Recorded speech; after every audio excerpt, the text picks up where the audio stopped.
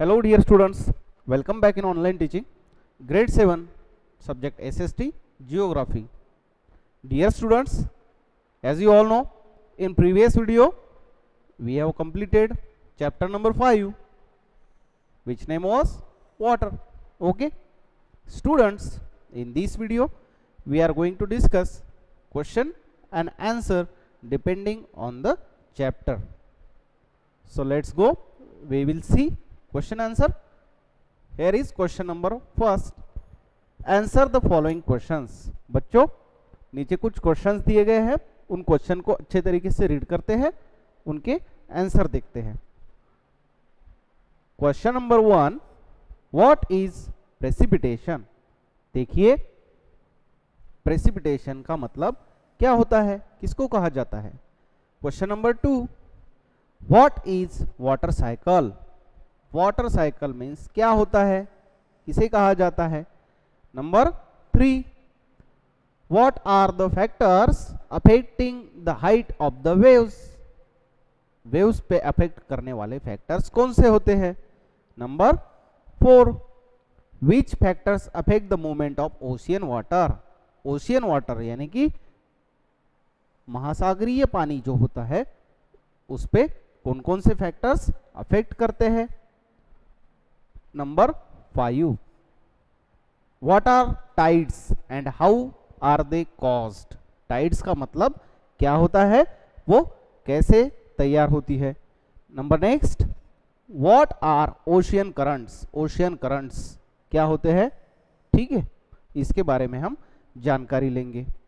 देखिए आंसर्स क्या है. फर्स्ट वन का आंसर है व्हाट इज प्रेसिपिटेशन का आंसर है. देखिए फर्स्ट प्रेसिपिटेशन मतलब precipitation is any form of liquid और solid water particles that fall from the atmosphere and reach the surface of earth. Precipitation का मतलब होता है पर्जन्य, यानी कि पानी की जो वेपर तैयार होती है उस वेपर से या फिर वेपर कूल डाउन होने के बाद उससे जो बूंदे तैयार होती है और जो बूंदे अर्थ पर आती है, सरफेस पर आती है, पृथ्वी की सतह पर आती है, उसे कहा जाता है प्रेसिपिटेशन, पर्जन्य. This may be in the form of rain. और किस फॉर्म में होता है, रेन, बारिश, हेल, फ्रोस्ट, फॉग, स्लीट और स्नो. बारिश हो या फिर जो बर्फबारी हो उसके फॉर्म में ये प्रेसिपिटेशन जमीन पर आता है. ओके, नेक्स्ट क्वेश्चन है, देखिए what is water cycle. Water cycle किसे कहा जाता है.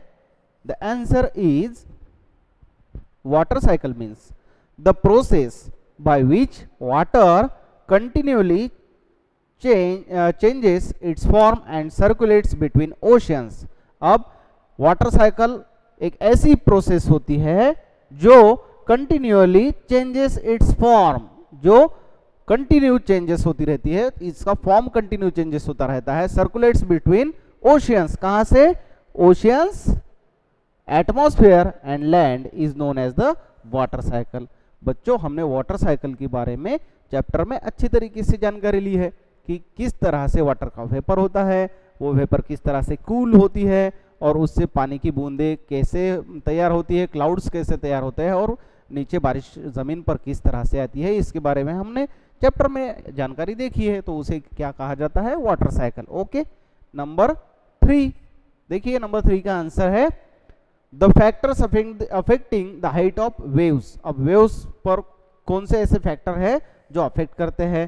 फर्स्ट है देखिए the high speed of the wind. देखिए हवा का तेज बहाव या फिर तेज हवा. Next, pushing action of winds blowing over the ocean. Ocean के ऊपर बहने वाली जोरों की हवाएं. ओके, नेक्स्ट है देखिए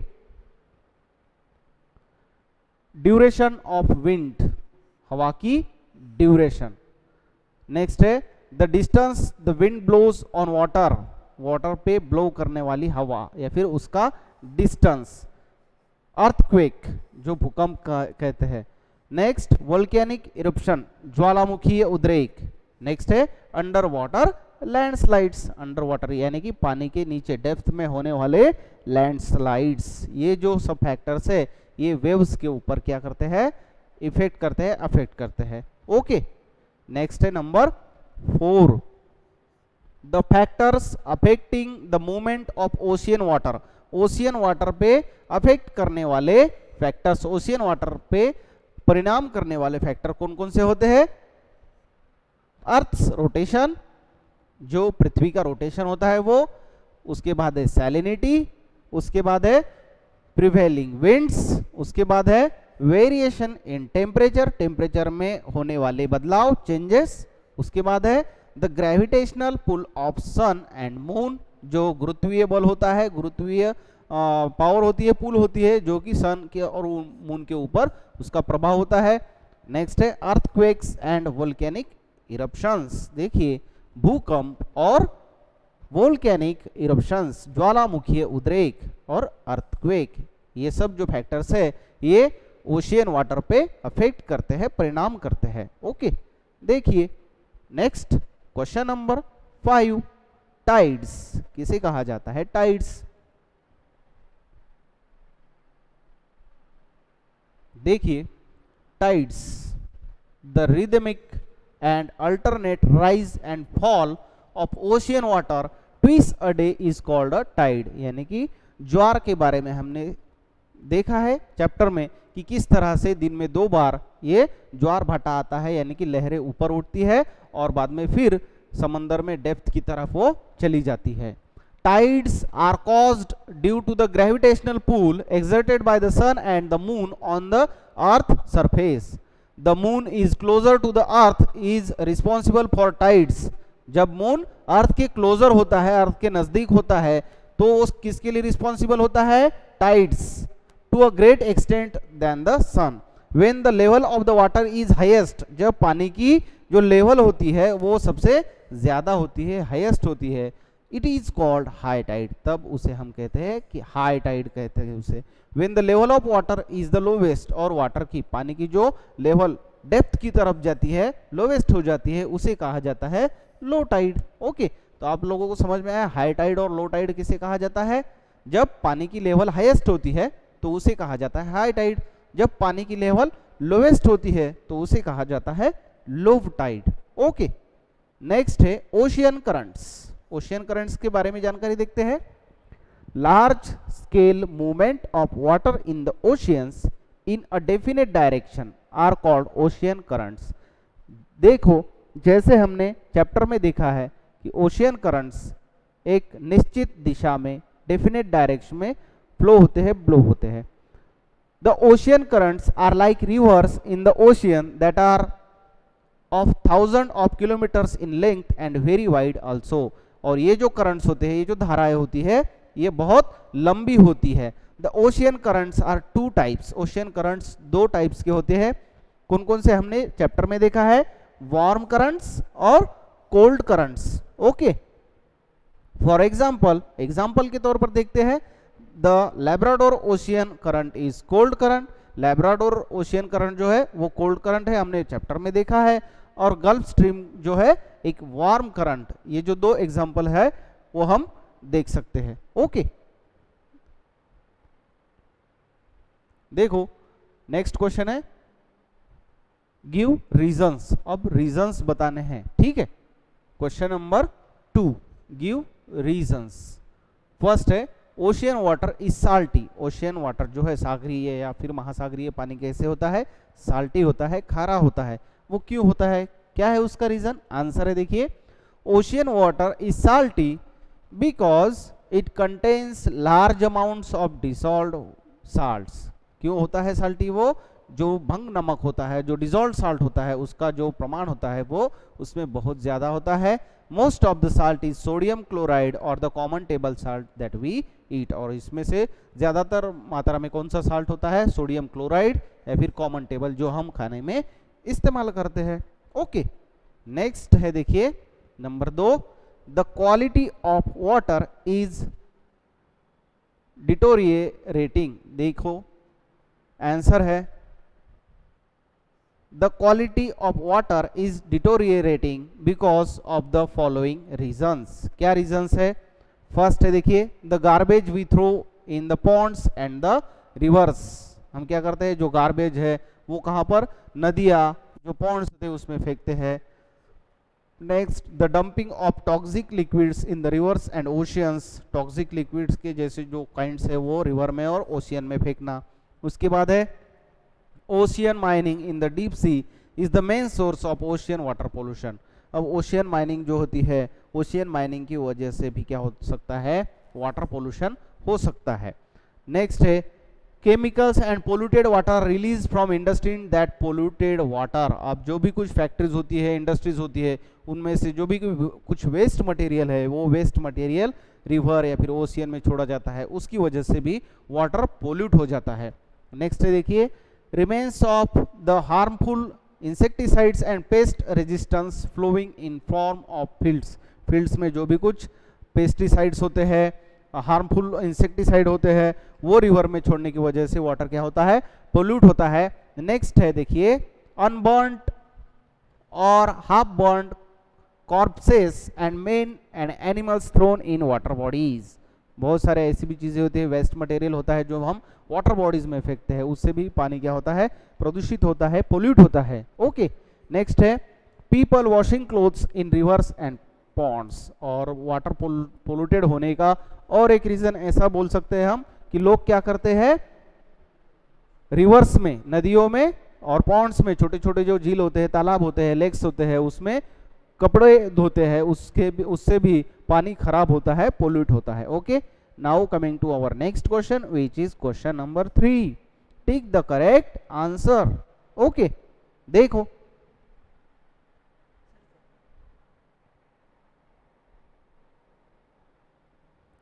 अब हमें करेक्ट आंसर टिक करना है। फर्स्ट है देखिए, the process by which water continuously changes its form and circulates between oceans, atmosphere and land. Okay, A water cycle, B tides, C oceans. Answer क्या है, वाटर साइकिल। ओके, नेक्स्ट है number 2, generally the warm ocean currents originate near. Warm ocean कहां पर तैयार होते हैं, poles की तरफ, इक्वेटर के पास। None of this. कहां पर तैयार होते हैं वार्म करंट्स, हमने देखा था चैप्टर में, आंसर है इक्वेटर। इक्वेटर के पास वार्म करंट्स तैयार होते हैं। Okay, next number 3, the rhythmic rise and fall of ocean water twice a day is called. जिस तरह से ओशियन में, सीज में पानी दिन में 2 बार ऊपर नीचे की तरफ उठता है, उसे क्या कहा जाता है बच्चों, करेक्ट, क्या कहा जाता है, टाइड। तो आंसर यहां पर क्या आएगा, टाइड। ओके, देखो अब है question number 4, match the following. अब जो पेयर्स दी गई है उसे मैच करना है। पहले तो क्वेश्चन बॉक्स देख लेते हैं। First Caspian Sea, number 2 tide, number 3 tsunami, number 4 ocean currents. यहां पर column next, A periodic rise and fall of water, number B largest lake, number C streams of water moving in definite paths, number D strong seismic waves. Okay, देखो इसके answer यहां पर दिए गए हैं।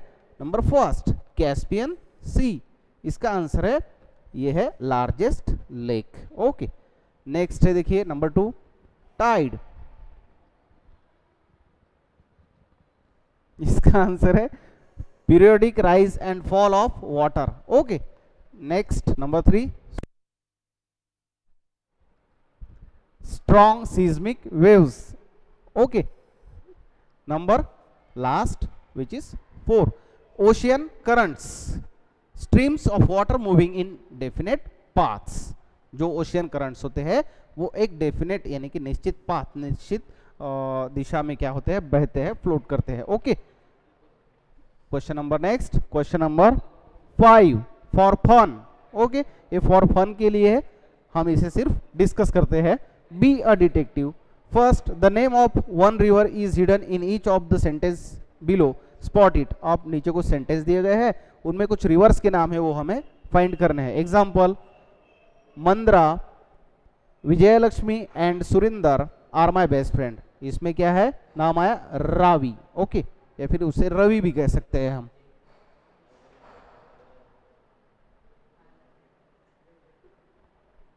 उसके बाद है a the snake charmers basti stables where horses are household and piles of wood all caught fire accidentally. Hint another name of river Brahmaputra. Brahmaputra का दूसरा नाम क्या है? तीस्ता. ओके, नेक्स्ट देखिए.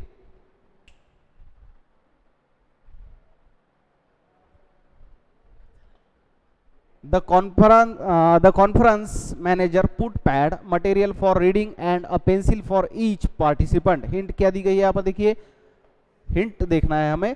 A distributary of on the Ganga Brahmaputra delta. Answer है Padma. C, either jealousy or anger causes a person's fall. Hint, name of juicy fruit. एक juicy fruit का नाम है देखिए, orange. Okay. D, Bhavani germinated the seeds in a pot. Hint क्या है? Look for her in West Africa. Answer आएगा Niger. F sorry E देखिए. I am a zonal champion now declare the excited athletic देखिए क्या बोला, मैं zonal champion हूं. Hint दी गई है the river that has the biggest basin in the world. क्या नाम है उसका? Amazon. F, the tiffin box rolled down and all the food fell in the dusty potholes. Hint, rises in India and journeys through Pakistan. Indus, ये river का नाम है Indus. G, Malini leaned against the pole when she felt that she was going to faint. Hint है her delta in Egypt is famous. अब longest river यहां पर दी गई है जिसका नाम है Nile. H, Samantha mesmerized everybody with her magic tricks. Hint, London is situated on her estuary. Thames, ये रिवर का नाम है.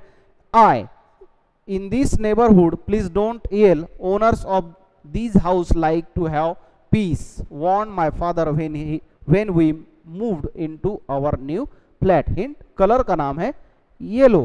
Okay. J, write the following words, mark on go in, said the teacher to the little boy in KG class. Hint, rhymes with the bongo. Answer है Congo. Okay.